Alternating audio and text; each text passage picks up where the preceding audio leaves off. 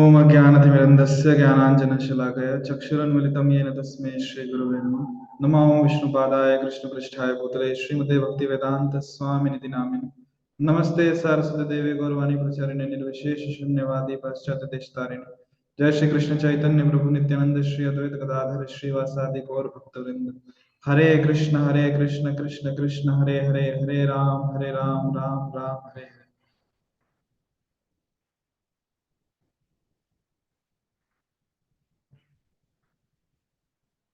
हरे कृष्णा। तो आप सभी भक्तों का स्वागत है आज के इस भक्ति समृद्ध सिंधु अध्ययन में।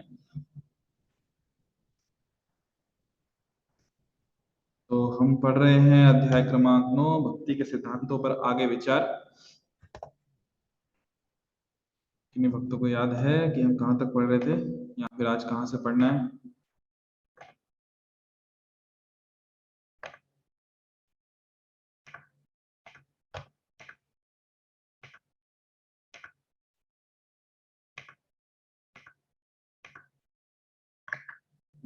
निवेदन। चलो, आवाज आ रही है सबको? हरे कृष्णा।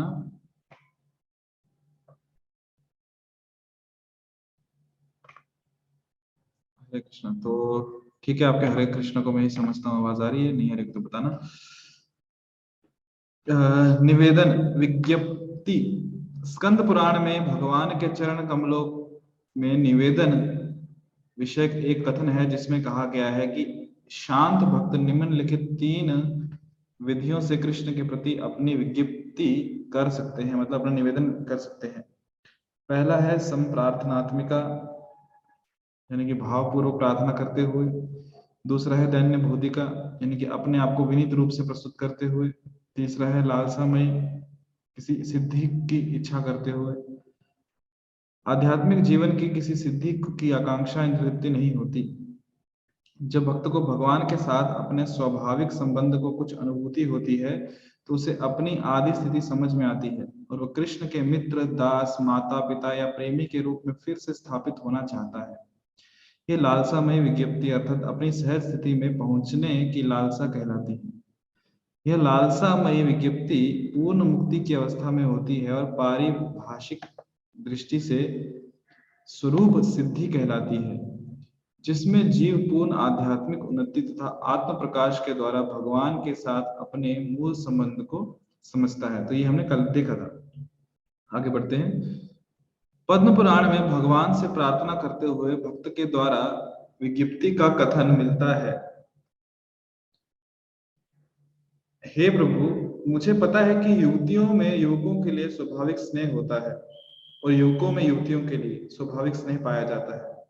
मेरी आपके चरण कमलों में यह प्रार्थना है कि मेरा मन उसी तरह से आपकी ओर आकृष्ट हो। यह उदाहरण अत्यंत उपयुक्त है। जब कोई तरुण या तरुणी विपरीत लिंग वाले को देखती है तो उसमें बिना परिचय के ही सहज आकर्षण हो जाता है। बिना किसी प्रशिक्षण के ही काम वासना के आवेग के कारण सहज आकर्षण उत्पन्न हो जाता है। यह तो भौतिक उदाहरण है, किंतु भक्त की प्रार्थना यह है कि उसमें परमेश्वर के प्रति वैसी ही आकस्मिक आसक्ति उत्पन्न हो जाए जो किसी लाभ की आकांक्षा तथा कारण से मुक्त हो। भगवान के प्रति यह सहज आकर्षण आत्म साक्षात्कार की सिद्धावस्था है। तो यहाँ पे पद्म पुराण में जो उदाहरण है कि किस तरह जो जीव का आकर्षण कहिए या किस प्रकार जीव की जो लगन है वो भगवान के चरण कमलों में रहनी चाहिए, तो समझाने के लिए जो उदाहरण दिया गया है कि जो भौतिक अवस्था में तो सर्वाकृष्ट जो आकर्षण देखने को मिलता है तरुण अवस्था में युवक और युवतियों के बीच में देखने को मिलता है। जो उसको कुछ प्रशिक्षण, कुछ ट्रेनिंग की आवश्यकता नहीं पड़ती, सहज होता है। तो जिस प्रकार वो आकर्षण सहज होता है उसी प्रकार यहाँ पे कह रहे हैं कि हे भगवान, मेरा भी आपके चरणों में वो आकर्षण हो जाए। से एक और उदाहरण रहता है जैसे कि चुंबक और इसका लोहे का। चुंबक और लोहे का जो आकर्षण है वो सहज होता है। उसी प्रकार एक भक्त या एक जीव का आकर्षण भगवान में होना चाहिए, जहां पे किसी लाभ की कोई आकांक्षा नहीं है। हमें हमारी आकांक्षा मतलब अपेक्षाएं कि हमें कुछ अपेक्षा नहीं है कि बदले में कुछ चाहिए या नहीं चाहिए, केवल क्या है वहां पे आकर्षण है भगवान के प्रति कि भगवान की सेवा करनी। उसी पद्म पुराण में दैन्य बोधि का विज्ञप्ति का एक उदाहरण है। हे प्रभु, मुझसे बढ़कर कोई अन्य पापी जीव नहीं है, ना ही मुझसे बढ़कर कोई अपराधी है। मैं इतना पापी और अपराधी हूं कि आपके समक्ष अपने पाप कर्मों को अंगीकार करने के लिए आता हूं तो मुझे लज्जा आती है। तो ये भक्त की सहज स्थिति है। दैन्य बोधि का मतलब कि बता रहे हैं भगवान को कि मैं कितना दीन हूं। ऐसे वो भजन है अपने आचार्यों का, कौन सा है वो?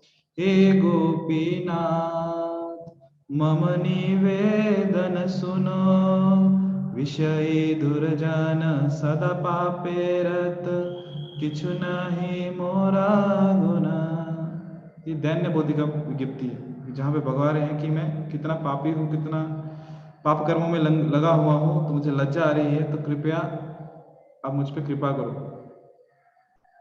ऐसा एक और भजन है चैतन्य महाप्रभु के लिए, कौन सा है वो?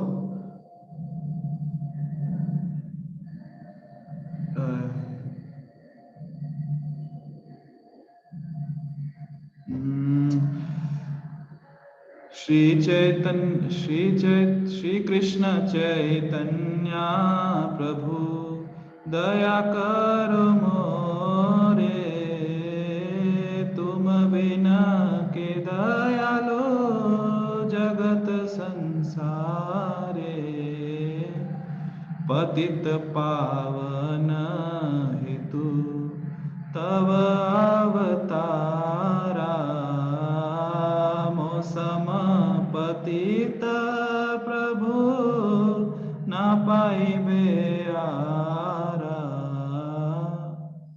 कि हे चैतन्य महाप्रभु, आपको लोग पतित पावन के नाम से जानते हैं कि आप पतित लोगों का उद्धार करते हो, परंतु मुझसे बड़ा पापी, मुझसे बड़ा पतित आपको कहीं नहीं मिलेगा, इसलिए आपकी कृपा पे पहला अधिकार मेरा है।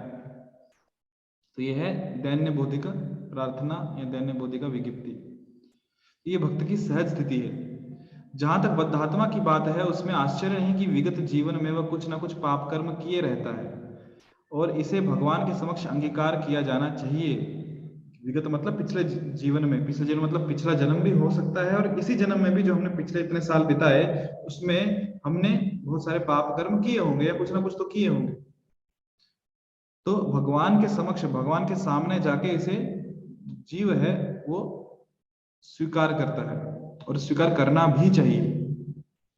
तो ऐसा कर लेने पर भगवान निष्ठावान भक्त को क्षमा प्रदान करते हैं।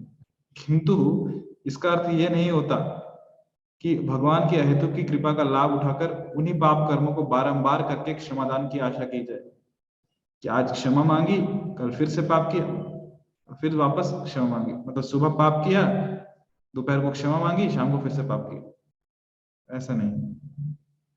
ऐसी मनोवृत्ति जिसकी होती है केवल निर्लज्ज पुरुषों में पाई जाती है, कुछ शर्म नहीं है। यहाँ यह स्पष्ट कहा गया है कि जब मैं अपने पाप कर्मों को अंगीकार करने के लिए आता हूं तो मुझे लज्जा आती है, शर्म आती है कि मैं पापी व्यक्ति हूं। इस तरह यदि कोई व्यक्ति अपने पाप कर्मों के कारण लज्जित नहीं होता और ये जानते हुए पुनः वही पाप कर्म करता रहता है कि भगवान उसे क्षमा कर देंगे, तो ये अत्यंत मूर्खतापूर्ण विचार है। 7वां अपराध है ना नाम के बल पे, हमने पीछे ही देखा था अभी, नाम जप में जो 7वां अपराध कि नाम के बल पर पाप करना, वो अपराध है। वैदिक साहित्य में कहीं भी ऐसे विचार को स्वीकार नहीं किया जाता। यह तथ्य है कि भगवान नाम कीर्तन द्वारा मनुष्य अपने विगत जीवन के सारे पाप कर्मों से छूट जाता है, किंतु इसका अर्थ यह नहीं है कि शुद्ध हो जाने पर बारंबार पाप कर्म आरंभ कर दिया जाए। नाम जप किया, हमारे पुराने जो पाप कर्म है उनसे मुक्त हो गए, तो फिर दोबारा पाप कर्म करें, ऐसा अर्थ नहीं। जैसे शोच कुंजरवत, हाथी ने गंदा था, पूरे शरीर में धूल मिट्टी थी, जलाशय में गया, स्नान किया, शुद्ध हो गया, बाहर आया और क्या किया, वापस मिट्टी उठाई और अपने ऊपर डाल दी। उसको क्या लाभ? और पुनः शुद्ध होने की, हाँ, तो बारंबार पाप कर्म आरंभ कर दिए जाए और पुनः शुद्ध होने की आशा की जाए, तो ऐसा नहीं करना चाहिए। भक्ति में इन मूर्खतापूर्ण प्रस्तावों को स्वीकार नहीं किया जाता। कोई सोच सकता है मैं पूरे सप्ताह पाप कर्म कर लूं और एक दिन मंदिर या गिरजाघर चलकर अपने पाप कर्मों को स्वीकार कर लूंगा, जिससे मैं शुद्ध हो सकूं और पुनः पाप करना प्रारंभ कर दूं। यह अत्यंत मूर्खतापूर्ण एवं अपराधपूर्ण विचार है और भक्ति रसामृत सिंधु के लेखक यानी कि श्री रूप गोस्वामी को यह स्वीकार्य नहीं है। नारद पंचरात्र में लालसामय विज्ञप्ति विषय एक कथन है। भक्त कहता है, हे प्रभु, वह दिन कब आएगा जब आप मुझसे अपने शरीर पर पंखा झलने के लिए कहेंगे और आप स्वेच्छा से कहेंगे कि तुम इस तरह से पंखा करो, कि भगवान पूरे अधिकार पूर्ण कहेंगे कि हे मेरे सेवक, हे मेरे दास, मुझे पंखा से झोलो, और वो भी विशेष इस तरीके से झोलो क्योंकि मुझे तुम्हारी सेवा चाहिए। तो वो दिन कब आएगा? इस श्लोक का अर्थ यह है कि भक्त भगवान के शरीर पर स्वयं पंखा झलना चाहता है, अर्थात वह भगवान का पार्षद बनना चाहता है, तो इसकी लालसा है। निसंदेह भक्त किसी भी हैसियत से, चाहे दास या मित्र या प्रेमी रूप में हो, भगवान के प्रत्यक्ष सानिध्य में रहना चाहता है, भगवान के साथ रहना चाहता है। चाहे वो मित्र बन के कहो, प्रियतम बन के कहो, दास बन के कहो, उनके माता पिता बन के कहो, मित्र बन के कहो, पर वो भगवान के संग रहना चाहता है। किंतु अपनी अपनी विविध रुचि के अनुसार हर कोई इनमें से एक संबंध चाहता है। यहाँ पर भक्त भगवान का दास बनने की लालसा रखता है और वो भगवान को पंखा झलना चाहता है, जैसे उनकी अंतरंगा शक्ति लक्ष्मी जी करती हैं। वो यह भी चाहता है कि भगवान प्रसन्नता पूर्वक उसे आदेश दे कि पंखा कैसे।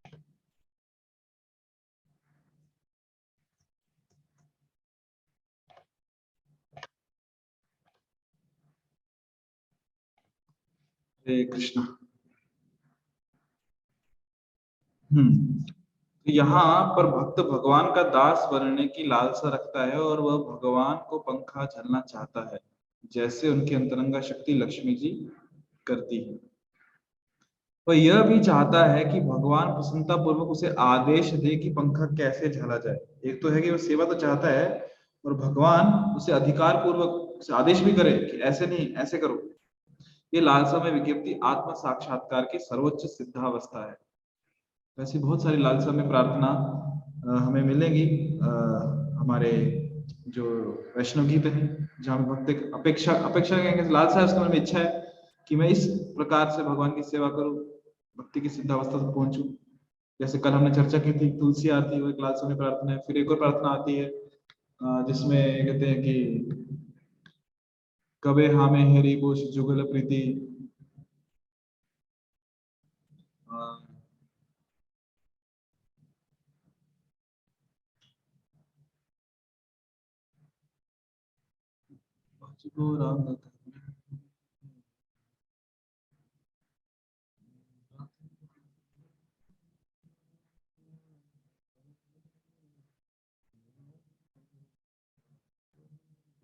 हाँ, गौरंग बोलिते अबे पुलक शरीरा, हरि हरि बोलिते नयने बवे निरा, आरक बेनिताई चंद्र करुणा हईवे, संसार वासना मोरे तुझ हबे, विषय छड़िया कबे शुद्ध हबे माना, कबे हामी बोलिबो श्री वृंदावन, रूप रघुनाथ पदे हईबे अकोटि, कबे हामी बुझिबो श्री जुगल प्रीति।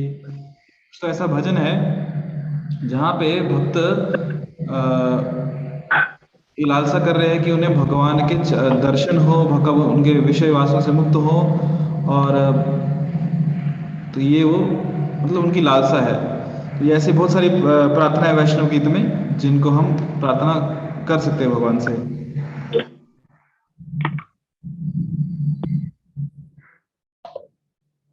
तो आगे बढ़ते हैं।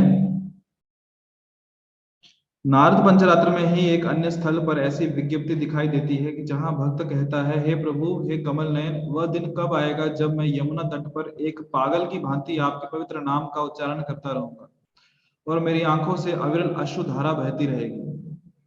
ये दूसरे प्रकार की सिद्धावस्था है। चैतन्य महाप्रभु ने भी कामना की थी कि एक एक क्षण मेरे लिए 12 वर्ष के समान लगे और आपको न देखने के कारण सारा संसार सूना लगे। शून्यायतम जगत सर्वम गोविंद विरहिण में नयनम गृदस्यु धारयम। ये जो हम रोज सुबह चेतन शिक्षाष्टक में पढ़ते हैं, लालसा में प्रार्थना। कब वो दिन आएगा कि आपका नाम स्मरण करके आंखों से नेत्रों से अश्रु प्रवाह होंगे और एक एक क्षण जो है वो 12 सालों के समान लगेगा। तो मनुष्य को चाहिए कि भावपूर्ण प्रार्थना करे और भगवान की विशेष प्रकार की सेवा करने के लिए उत्सुक रहे। ये समस्त महान भक्तों का विशिष्टया चैतन्य महाप्रभु का उपदेश है।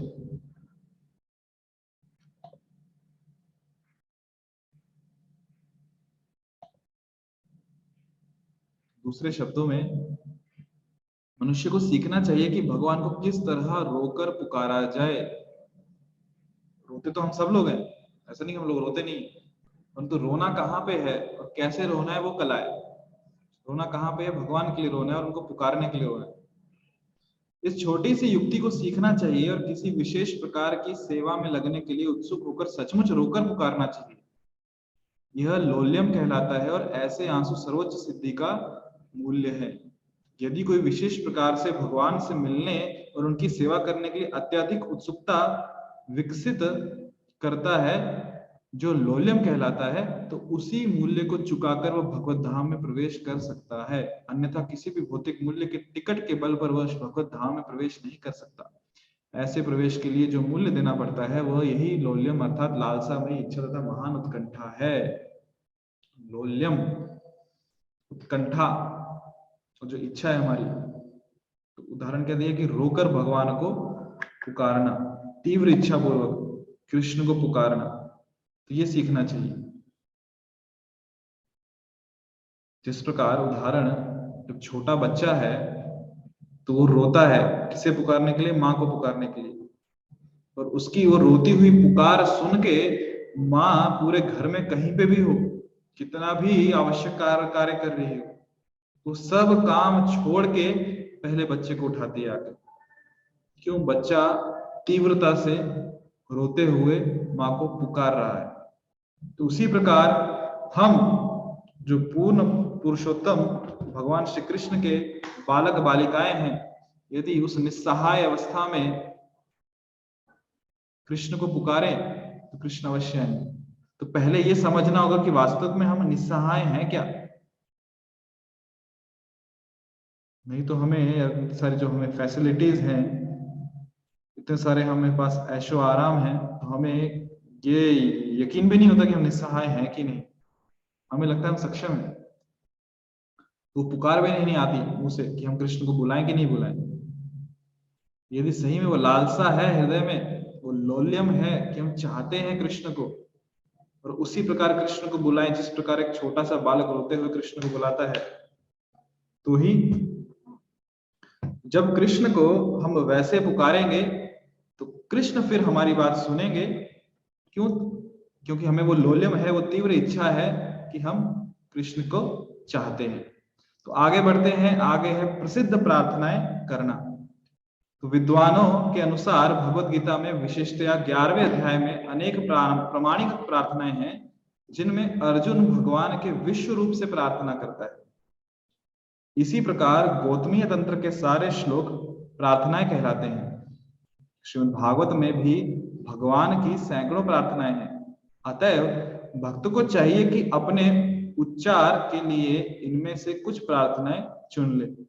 स्कंद पुराण में इन प्रार्थनाओं की महिमा का वर्णन इस प्रकार मिलता है। जिन भक्तों की जबाने मतलब टंग, जीवा, जिन भक्तों की जबाने भगवान कृष्ण की प्रार्थनाओं से सदैव अलंकृत रहती है, उनको महान साधु पुरुष संत भी आदर देते हैं, और ऐसे भक्त वास्तव में देवताओं द्वारा पूजनीय हैं। तो अभी जो बात चल रही है कि प्रसिद्ध प्रार्थनाएं करना, तो अभी जैसे हमने पहले ही देखा कि भगवान को पुकारना चाहिए, भगवान को रोते हुए पुकारना चाहिए। जिस प्रकार बालक रोते हुए अपनी माँ को पुकारता है, उसकी रोना सुन के माँ चली आती है, तो अभी एक तो हो गया पुकारना, तो पुकारने के लिए एक हो गया कि हम नाम जप के द्वारा भगवान को पूरा पुकारते हैं, हम नाम जप करते हैं सुबह सुबह या शाम को दिन में कि हरे कृष्ण कृष्ण कृष्ण हरे हरे, हरे राम राम राम हरे हरे, हम पुकार रहे हैं भगवान। पर कुछ जब प्रार्थना अर्पण करने की अक्सर प्रार्थना होती है, सब भक्त लोग पूछते हैं कि हम भगवान को प्रार्थना करें तो क्या प्रार्थना करें, क्या मांगे क्या भगवान से। तो भगवान के सामने जाएं तो हाथ जोड़ते तो हैं हम, पर बोले क्या भगवान को? क्या हम कोई भजन लिखें या प्रार्थना करें तो संस्कृत में करें, हिंदी में करें कि इंग्लिश में करें? क्या प्रार्थना क्या करें? तो यदि आपको याद होगा कि जो 64 गुण भक्ति के हमने सीखे, उसमें से एक था कि जो पूर्व आचार्य हैं उनके पद चिन्हों पे चलना। तो पूर्व आचार्यों ने हमें बहुत सारी प्रार्थनाएं दी हैं। यदि हम भागवतम खोलेंगे या पढ़ेंगे खोलने के बाद, उसमें बहुत सारी सुंदर सुंदर प्रार्थनाएं हैं। कुंती महारानी ने प्रार्थना की है, प्रहलाद महाराज ने प्रार्थना की है, ध्रुव महाराज ने प्रार्थना की है, पृथु महाराज ने प्रार्थना की है, वृत्रासुर की सुंदर प्रार्थनाएं हैं, देवताओं ने प्रार्थना की है, खुद वेदों ने प्रार्थना की है। तो बहुत सारी प्रार्थनाएं हैं। तो हम केवल उन प्रार्थनाओं को समझ के उनका क्या बोलते हैं उसको उच्चारण भी करें तो भी परिपूर्ण है। समझ में आएगा प्रार्थना करते कैसे, क्योंकि हमारी संकल्पना ऐसी रहती है कि प्रार्थना मतलब केवल भगवान के सामने झोली फैलाना और मांगना कि मुझे ये दे दो या वो दे दो। तो पर जब हम देखते हैं कि आचार्य कैसे प्रार्थना करते हैं, कोई भी प्रार्थना लो भागवतम में से, किसी भी आचार्य की प्रार्थना लो, किसी भी भक्त की प्रार्थना लो, सब में एक पैटर्न दिखेगा आपको। पैटर्न कैसा रहता है कि पहले कुछ मांगने से पहले वो भगवान की स्तुति करते हैं, वो बताते कि भगवान कितने महान हैं। जैसे कुंती महारानी प्रार्थना करती, नमस्यम पुरुषम तो आद्यम ईश्वरो प्रकृते परम लक्ष्य सर्वभूतानां अंतर्बहिरवस्थितम्, कि भगवान अब कितने महान हो, आदि पुरुष हो, सब जीवात्मा के अंदर बाहर हो, सब प्रकृति जो है सबके ईश्वर और सबके स्वामी हो। तो पहले स्तुति होती है भगवान की, फिर स्तुति करते करते फिर उसके बाद मन में क्या कामनाएं हैं वो व्यक्त करते हैं। और उसमें भी कुछ भौतिक वस्तुएं नहीं मांगते, उसमें भी भगवान से आध्यात्मिक चीजें ही मांगते कि मेरी रति आपके चरणों में लगने दो, मेरा मन आपके चरणों में लगने दो। तो यदि हम देखते हैं कि जब इस संसार में भी हम किसी को मिलते हैं, किसी से कुछ बात करते हैं, तो डायरेक्ट हम कभी किसी को फोन भी लगाते हैं, सीधा नहीं बोलते हमें आपसे क्या काम। हम पहले थोड़ा बटरिंग करते हैं, थोड़ा मक्खन लगाते हैं कि आप कितने अच्छे हो, कॉन्ग्रेचुलेशन, आपको ये लाभ हो गया, वो लाभ हो गया, और बाद में फिर बोलते हैं कि हमने क्यों फोन किया था। वैसे ही मतलब यहाँ तो स्वार्थ होता है, परंतु जब भगवान के पास जाते हैं तो भगवान कितने दिव्य हैं वो देख के स्वाभाविक ही एक इच्छा मन में होती है कि भगवान की प्रशंसा की जाए, भगवान की स्तुति की जाए। जिस प्रकार जब ध्रुव महाराज ने तपस्या की और भगवान सामने प्रकट हो गए, हालांकि तपस्या की थी भगवान से मैं मांगूंगा कि मुझे सब बहुत बड़ा राज्य दे दो, मेरे दादाजी से भी बड़ा, परंतु जब भगवान के दर्शन हुए सब भूल गए और मन में एक तीव्र इच्छा थी कि मुझे भगवान की स्तुति करनी है, तो ग्लोरिफिकेशन करना है, उनकी महिमा का गुणगान करना है, पर कैसे करूं? तो भगवान ने उनकी इच्छा समझ ली और उनको अपना शंख स्पर्श किया, और जैसे शंख स्पर्श हुआ फिर उन्होंने स्तुति करना शुरू की भगवान, और लास्ट में बोला कि मैं आपसे कांच के टुकड़े मांग रहा था और आपने मुझे अपने दर्शन रूपी हीरा दे दिया। कहने का तात्पर्य यह है कि हमें भगवान की से प्रार्थनाएं करनी चाहिए। कौन सी प्रसिद्ध प्रार्थना है जो भागवतम में भक्तों ने की है, आचार्य ने की है, जो शुद्ध भक्तों ने प्रार्थना की है, हमें केवल उन प्रार्थनाओं को समझना है और दोहराना है। गजेंद्र ने कितनी अच्छी स्तुति की है भगवान की, अम्बरीश महाराज ने स्तुति की, फिर उसके लिए भागवतम पढ़ना पड़ेगा। जो लोग कम बुद्धि वाले हैं वे कृष्ण की पूजा न करके किसी भौतिक लाभ के लिए विभिन्न देवताओं की पूजा करना चाहते हैं, किंतु यहाँ यह कहा गया है कि जो भक्त सदैव भगवान की प्रार्थना करने में लगा रहता है वह देवताओं द्वारा भी पूजा के योग्य है। शुद्ध भक्तों को किसी देवता से कुछ भी मांगना नहीं रहता, प्रत्युत देवतागण ही शुद्ध भक्तों की प्रार्थना के लिए उत्सुक रहते हैं। तो ये देखिए, देवतागण भी उत्सुक है कि कहाँ कोई कृष्ण भक्त मिल जाए जिनकी वो स्तुति कर सके। तो ये है भक्त की महिमा। और यदि फिर भी हम देवी देवताओं के पास जाना चाहते तो क्या करें? नरसिंह पुराण में कहा गया है कि जो व्यक्ति भगवान कृष्ण के अर्चा विग्रह के समक्ष पहुंचते ही विभिन्न प्रार्थनाओं का पाठ करने लगता है, वह सारे पाप कर्मों के फलों से तुरंत छूट जाता है और बिना किसी संदेह के वैकुंठ लोक जाने का पात्र बन जाता है। ये महिमा है कि भगवान से प्रार्थनाएं करना की। हाँ, हमें प्रार्थना नहीं आती, ऐसा कुछ नहीं है, हम चीटिंग भी कर सकते हैं। भागवत में जो प्रार्थना लिखी है उनको उठाओ और पढ़ो, भगवान के सामने पढ़ो, उसका भी लाभ। प्रसाद ग्रहण करना बहुत ही महत्वपूर्ण सेवा। पद्म पुराण में विशेष उल्लेख है, जो व्यक्ति प्रसाद को आदर देता है और नियमित रूप से अर्चा विग्रह के सामने से कुछ दूर जाकर चरणामृत के साथ उसको खाता है। चरणामृत वह जल है जो भगवान के चरण कमलों पर अर्पित किया जाता है और जिसमें तुलसी के पौधे के बीज मिले रहते हैं। तो जो व्यक्ति चरणामृत प्रसाद को खाता है उसे उन पुण्य कर्मों के फल प्राप्त होते हैं जो 10,000 यज्ञ करने से प्राप्त होते हैं। सोचो 10,000 यज्ञ करने को कितना खर्चा लगता है। इतनी सारी सामग्री लेके आओ, ब्राह्मण को बुलाओ, उसको दक्षिणा दो, जो सब लोग आए हैं यज्ञ में उनको प्रसाद खिलाओ या भोजन खिलाओ, इतना सारा धनराशि दान में दो, बहुत पैसा लगता है। तो ये सब पुण्य किसे मिल रहा है? केवल भगवान का प्रसाद आदर पूर्वक लेने से और चरणामृत आदर पूर्वक ग्रहण करने से। पर ध्यान देना क्या लिखा है, अर्च विग्रह के सामने से कुछ दूर जाकर, क्योंकि आपको यदि याद हो पहले ही हमने कुछ पिछले अध्याय में नियम पढ़ा कि अर्च विग्रह के सामने प्रसाद ग्रहण नहीं करते, साइड में जाके करते हैं। राजा के सामने बैठ के आप खाते नहीं बैठते। पर ये लाभ है प्रसाद ग्रहण करने का, इतना पुण्य है। चरणामृत भगवान को वस्त्र पहनाने के पूर्व प्रातः काल स्नान कराते समय चरणामृत बन जाता है। जब भगवान को स्नान करते हैं जो जल आता है वो चरणामृत है। सुगंधियों तथा फूलों से युक्त जो जल भगवान के चरण कमलों से बह कर नीचे गिरता है उसे एकत्र कर लिया जाता है और उसमें दही मिला दी जाती है। एक मिनट, पेज नंबर 84 थोड़ा सा कट गया है, मैं एक बार इसको बुक से पढ़ लेता हूँ, सॉरी, इसके लिए क्षमा कीजिएगा।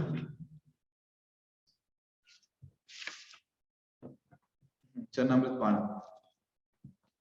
दही मिला दी जाती है। इस तरह इस चरणामृत में न केवल सुगंधित स्वाद आ जाता है अपितु इसका आध्यात्मिक मूल्य भी बढ़ जाता है।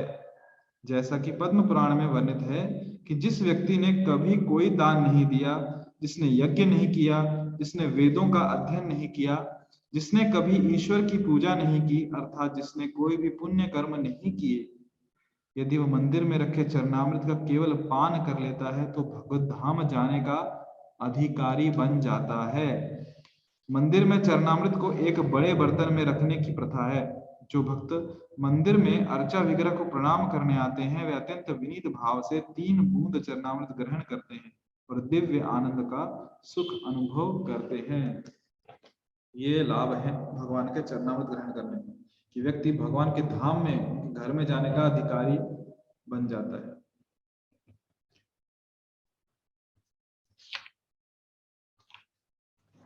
हरे कृष्णा। तो आगे बढ़ने से पहले किन्हीं के मन में कुछ प्रश्न है तो आप प्रश्न पूछ सकते हैं, नहीं तो बाद में समय नहीं रहता और फिर प्रश्न अधूरे रह जाते हैं। यस, यदि किसी के मन में कुछ प्रश्न है तो आप माइक ऑन करके प्रश्न पूछ सकते हैं।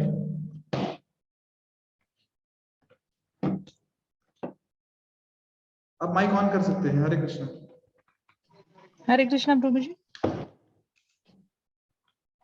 हरे कृष्णा। हरे कृष्णा, दंडवत प्रणाम। जी। हाँ प्रभु जी, हमें तो पता नहीं था चरणामृत अर्चा विग्रह के सामने नहीं लेना चाहिए, मगर इतने दिन तो अपराध कर लिया हमने, अब इसका प्रायश्चित क्या होता है? ये है कि अगली बार उनके सामने चरणामृत मत लेना। अच्छा, अगली बार तो नहीं लेंगे, मगर अभी इतने दिनों तक तो लिया। मगर वो उन पुजारियों ने भी नहीं बताया। हमारे यहाँ पुराना बालाजी मंदिर है, वहां पर मैं जाती थी तो सभी लोग वैसे ही पीते हैं अभी। इसलिए ना इस्कॉन मंदिर में यदि आप देखोगे तो चरणामृत और प्रसाद द्वार के पास रहता है। तो भक्त अंदर आते हैं, भगवान के दर्शन करते हैं, और फिर जब भगवान के दर्शन करके वो बाहर निकलने लगते हैं तो जब द्वार के पास ही भक्त उनको चरणामृत और प्रसाद देते हैं, कि चरणामृत प्रसाद हाथ में लेके भगवान बाहर चले जाते हैं तुरंत, और फिर बाहर जाके प्रसाद भी लेते हैं, चरणामृत भी अच्छा, लेते ठीक है हैं। प्रभु जी, अगली बार ध्यान, अभी आगे से नहीं होगा ऐसा। जी। धन्यवाद, हरे कृष्ण। और कुछ प्रश्न?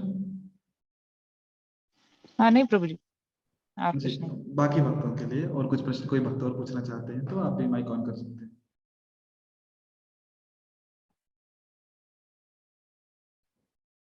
तो ठीक है, किसी का कुछ प्रश्न नहीं है तो आगे पढ़ते हैं। जब प्रश्न आए तो माइक ऑन कर लेना। अर्च विग्रहों पर चढ़ाए फूलों को तथा अगुरों को सूंघना। हरि भक्ति सुदोदय में मंदिर में चढ़ाए गए अगुरु का ये उल्लेख मिलता है। जब भक्तगण अर्चा विग्रह पर चढ़ाए गए अगुरु की सुगंध को सूंघते हैं तो वे उसी प्रकार भौतिक कल्मश के विषैले प्रभावों से मुक्त हो जाते हैं, जिस तरह एक विशेष जड़ी बूटी को सूंघने के से सर्पदंश अच्छा हो जाता है। इस श्लोक का तात्पर्य यह है कि जंगलों में एक जड़ी मिलती है और दक्ष लोग यानी कि ओझा, जो एक्सपर्ट लोग हैं, जानते हैं कि इस जड़ी से सर्प द्वारा काटे हुए व्यक्ति की चेतना को कैसे वापस लाया जा सकता है। उसी जड़ी के सूंघने से ही सर्पदंश का विषैला प्रभाव तुरंत जाता रहता है। यही दृष्टांत यहाँ लागू होता है। जब कोई व्यक्ति मंदिर में जाता है और अर्चा विग्रह पर चढ़ाए गए अगुरु को सूंघता है तो उस समय उसके सारे भौतिक कल्मश, भवरोग दूर हो जाते हैं।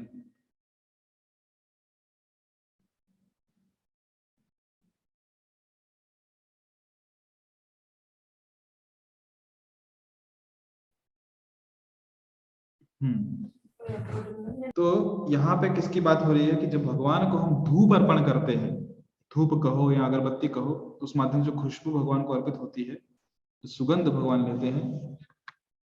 उस भगवान को अर्पण होने के बाद जब हम लोग उस सुगंध को सूंघते हैं तो जो जितने भी भौतिक कल्मश हैं जो हमारे हृदय हैं, उनके जो विषैले प्रभाव हैं, उनसे मुक्त हो जाते हैं। तो भौतिक कल्मश क्या है? काम, क्रोध, लोभ, मोह, मद, मत्सर, ईर्ष्या, द्वेष, ये सब चीजें। जैसे कि जब उदाहरण दे रहे हैं कि सांप काटने के बाद जो ओझा है, जो इस विज्ञान में दक्ष हैं, जो जानते हैं इस विज्ञान को, वो एक विशेष जड़ी बूटी लाके सर्प के जो विषय, सर्प का जो विषय है, सांप का जो विष है, उसे दूर कर देते हैं।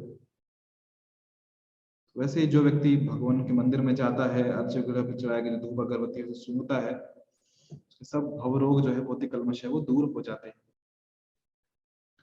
मंदिर आने वाले भक्त को चाहिए कि अर्चा विग्रह पर सदैव कुछ ना कुछ फल या फूल या अगुरु अर्पित करे। यदि वह नकद यानी रुपया पैसा नहीं चढ़ा सकता तो उसे कोई अन्य वस्तु चढ़ानी चाहिए।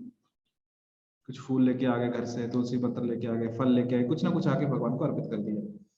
भारत में यह प्रचलन है कि प्रातः काल मंदिर में जाने वाले पुरुष तथा महिलाएं अपने साथ कई वस्तुएं लाते हैं। यहाँ तक कि एक मुट्ठी चावल या आटा भी चढ़ाया जा सकता है। यह विधान है कि जब कोई व्यक्ति किसी साधु के पास या मंदिर में अर्चा विग्रह के दर्शन करने जाए तो भेंट यानी कि उपहार या चढ़ावा लिए बिना ना जाए। जैसे कि आप सब जानते हैं कि जब हम किसी अपने रिश्तेदार या नातेवाईक, जो मराठी में कहते हैं, उनके घर में जाते हैं कहीं किसी को मिलने, तो खाली हाथ कभी नहीं जाया जाता। हम कुछ ना कुछ भेंट में लेके जाते हैं, कुछ ना कुछ उपहार लेके जाते हैं। और यदि कुछ नहीं लेके गए तो आते आते बच्चों को कुछ ना कुछ 100, 500, 10, 20 रुपए पकड़ा के आते हैं कि बच्चे खुश हो जाए। या फिर कुछ खाने की वस्तु लेके जाते हैं, फल कुछ लेके जाते हैं। तो ये प्रथा है। तो यहाँ हम भगवान को मिलने जा रहे हैं जो हमारे सब कुछ हैं, तो वहां खाली हाथ कैसे जाया जाए? तो यह भेंट अति तुच्छ हो सकती है कि बहुत नगण्य है, कुछ उसकी वैल्यू नहीं है, परंतु